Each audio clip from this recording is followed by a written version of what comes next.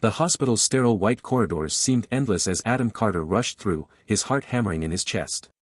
He had waited 9 months for this moment.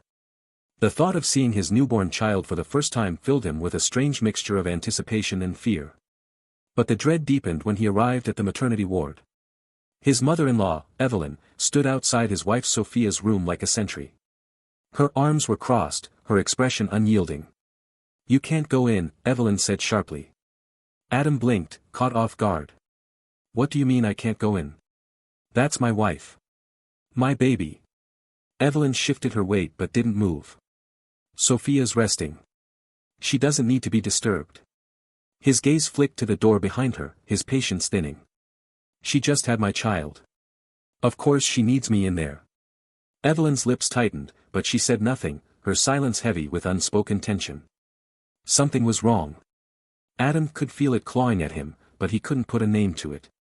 "I'm going in," he said firmly, stepping forward.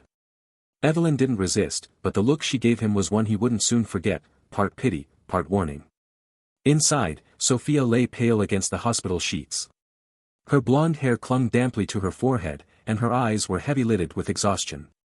In her arms was their baby, wrapped in a soft white blanket. The nurse standing beside them looked up as Adam entered. "You must be the father," she said, her smile strained. "Congratulations." Adam felt his heart swell as he approached the bed.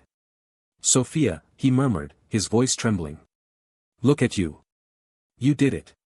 Sophia looked at him, her expression unreadable. She shifted slightly, revealing more of the baby's face. Adam's breath caught. The infant's skin was dusky, its curls dark and thick.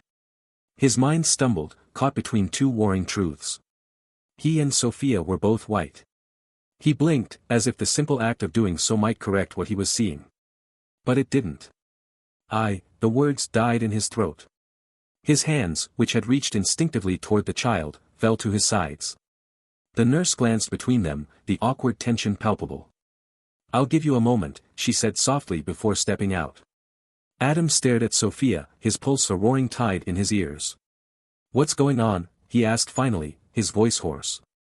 Sophia looked down at the baby, her fingers trembling as they brushed the infant's cheek. "Adam, I'm sorry," Evelyn's voice cut through the room like a blade as she entered behind him.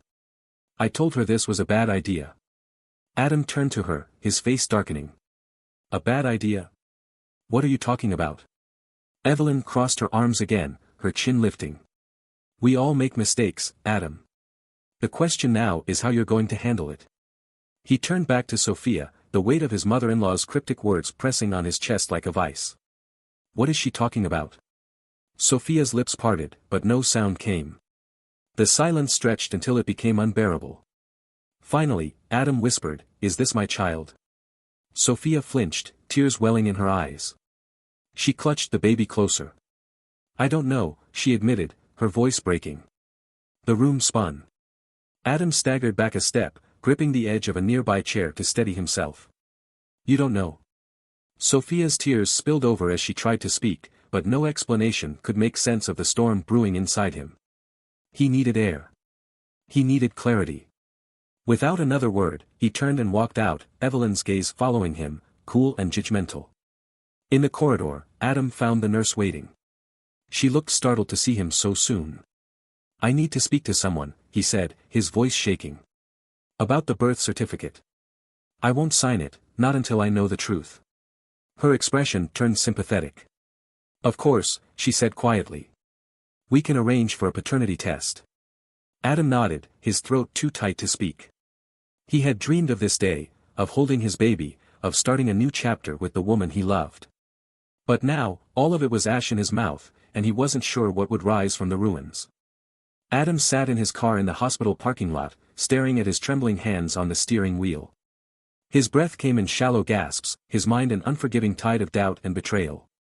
The world outside was deceptively normal, mothers wheeling strollers, visitors carrying balloons, and cars pulling in and out with mundane precision. Inside Adam, a storm churned. "Not mine," he whispered, his voice barely audible. The words felt like acid on his tongue. His phone buzzed in the center console. He hesitated before picking it up, half expecting it to be Sophia. But the screen lit up with a different name, Mark. His best friend's name was a jolt, grounding him momentarily. "Hey," Adam answered, trying to sound normal. "Hey, man," Mark's familiar, easygoing voice greeted him. "Just checking in. How's Sophia? The baby? I was thinking of swinging by later." Adam's throat tightened. How could he even begin to explain? "Yeah, about that," his voice faltered. He couldn't say it. "Not yet." Mark caught the hesitation. "What's going on, Adam? You okay?" Adam squeezed his eyes shut, gripping the phone like a lifeline. "I don't know, Mark. I need to figure some things out first." There was a pause, long enough to be uncomfortable. Then Mark said, "You know where to find me if you need to talk, okay?" "Thanks," Adam muttered before ending the call. He appreciated the offer, but this wasn't something even Mark could help with. Adam needed answers. Hours later, Adam was back home. The house was silent, every creak of the floorboards echoing louder in the absence of Sophia's presence. He moved through the familiar rooms like a ghost, his gaze landing on the small nursery they'd prepared together. The sight of the pastel walls and the tiny crib twisted the knife deeper. He stepped inside, drawn by an almost masochistic need to confront the remnants of his hope. A mobile hung over the crib, delicate clouds and stars swaying gently from the draft. Adam touched it lightly, his hand trembling. Memories flooded in unbidden, Sophia's laughter as she painted the room, her glow as they picked out onesies together. Every moment felt tainted now, painted over with shades of doubt. Who was she really during all those days? Who was he, that he hadn't seen the cracks forming beneath their surface?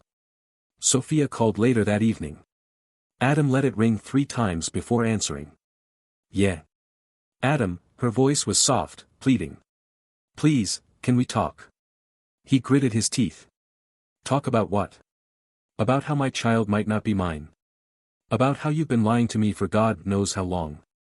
"I didn't lie," she shot back, but her tone lacked conviction. Things got complicated." "Complicated," Adam repeated bitterly. "That's one way to put it." "Please," she whispered. "Let me explain. I can come home, and we'll sit down and—" "No," he interrupted, surprising himself with the force of his refusal. "You stay there for now. I need time to process this." Sophia's breath hitched. "Adam." He hung up before she could say more. Days passed, and Adam avoided the hospital. His mind alternated between anger and guilt, resentment and confusion. He buried himself in work, staying late at the office just to avoid going home to the silence that awaited him. Late one evening, his phone buzzed with a message from an unknown number. "Adam, this is Laura, the nurse from Sophia's delivery. I've been thinking about your situation. I might have some information you should know. If you're open to meeting, let me know." Adam stared at the message for a long time. What could she possibly tell him? Was this a ploy, or did she genuinely know something that could shed light on the chaos his life had become? He responded with a curt, "When and where?" The coffee shop Laura suggested was quiet, tucked away in a suburban plaza. Adam arrived early, his nerves stretched thin.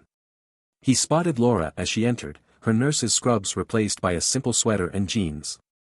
She carried herself with a calm authority that made Adam feel both reassured and uneasy. "Thank you for meeting me," she said, sliding into the chair across from him. "Let's get to it," Adam said, unable to keep the edge out of his voice. "What do you know?" Laura hesitated, glancing around as if to ensure no one could overhear them. "I've been a maternity nurse for years, Adam. I've seen situations like this before." "What's that supposed to mean?"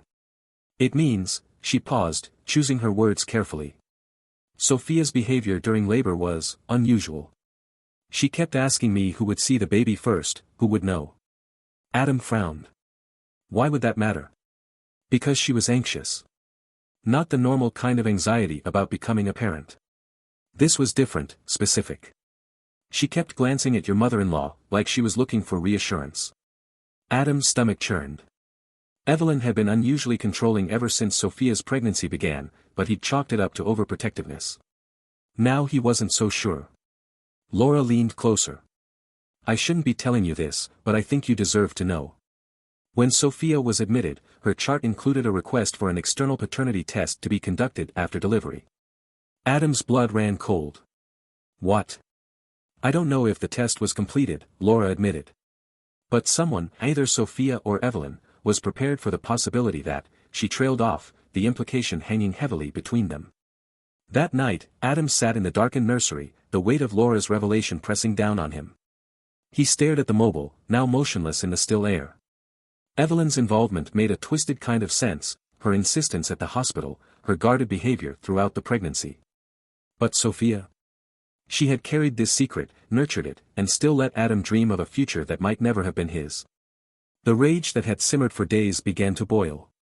But beneath it was something else, a deeper, more painful realization.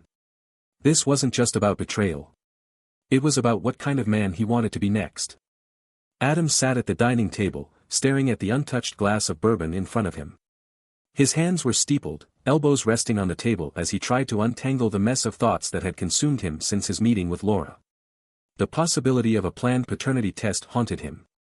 Had Sophia doubted from the start that the baby was his? And Evelyn, how deeply was she involved in this deception? Questions stacked on top of one another, each heavier than the last, and Adam knew there was only one way to get answers. He picked up his phone, scrolling to Sophia's name. His finger hovered over the call button before he set the phone down again. No. Not yet. Instead, he searched his messages for Mark, typing out a simple text, "Need to talk." Your place.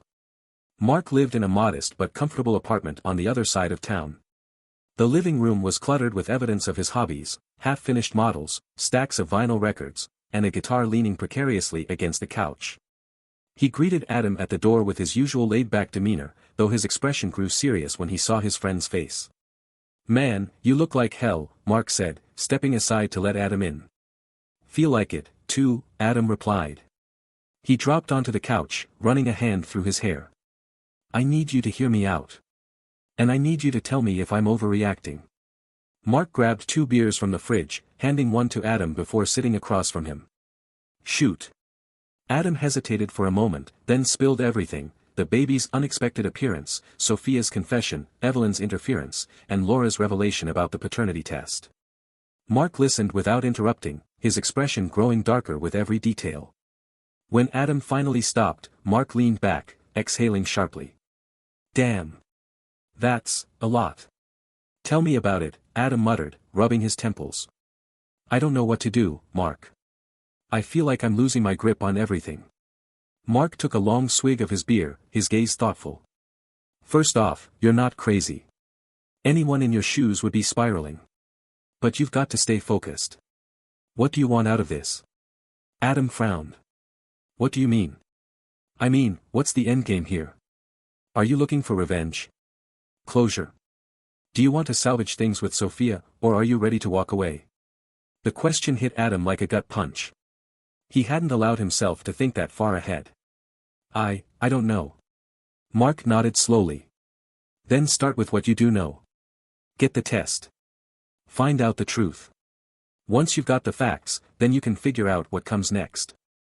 Adam drained his beer, nodding. Mark was right. He needed answers before he could make any decisions.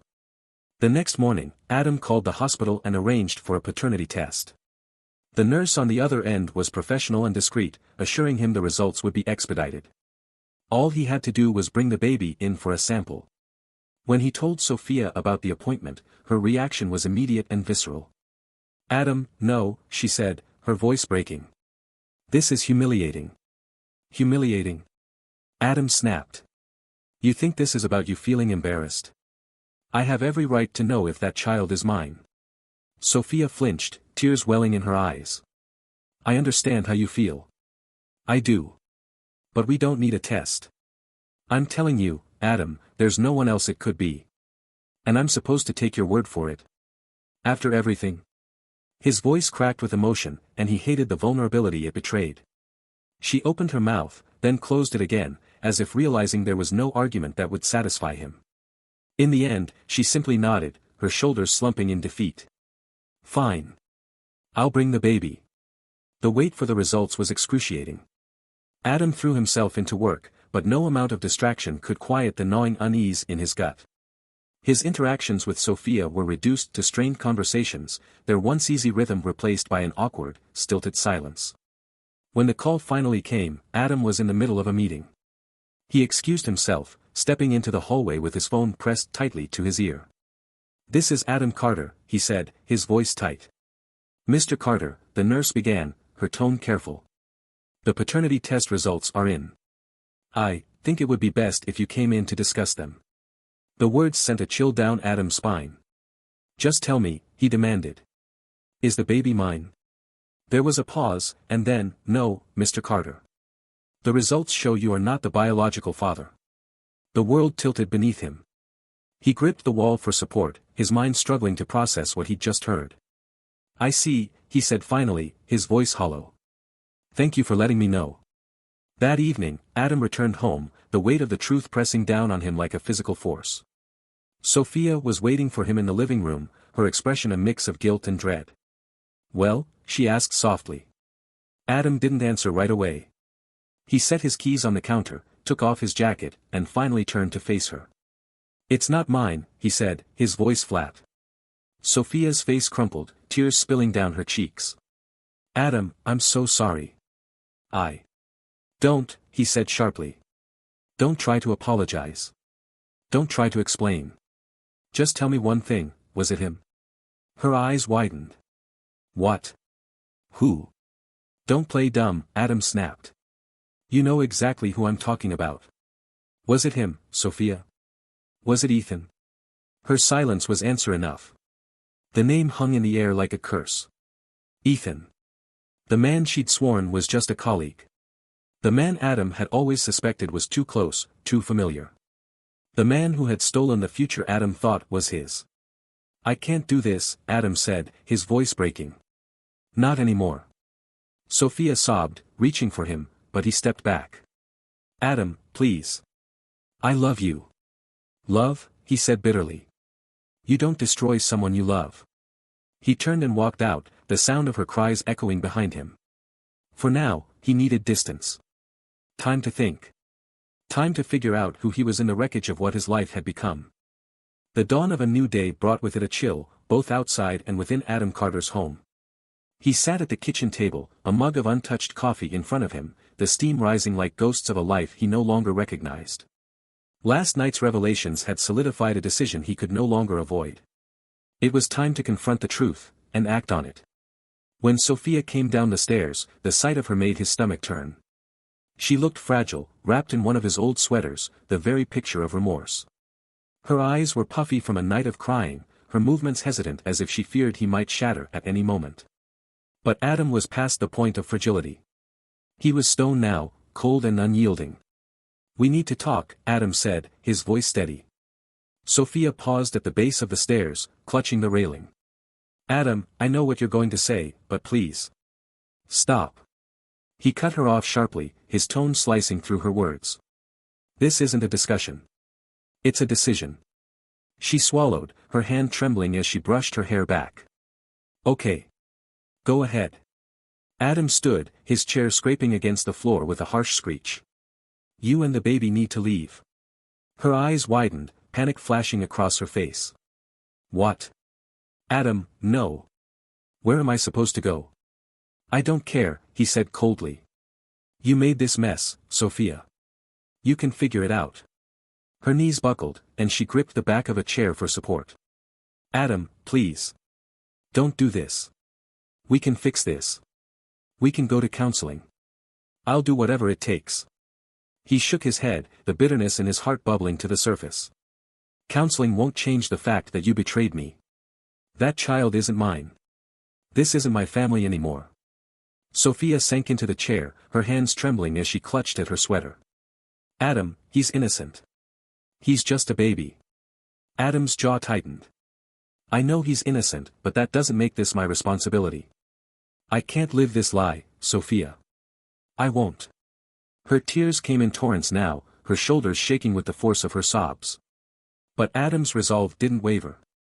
He walked past her, heading for the living room where he had already packed her belongings into suitcases. The sight of them, lined up neatly by the front door, drove the final nail into the coffin of their marriage. Sophia followed him, her steps unsteady. "You don't mean this," she whispered.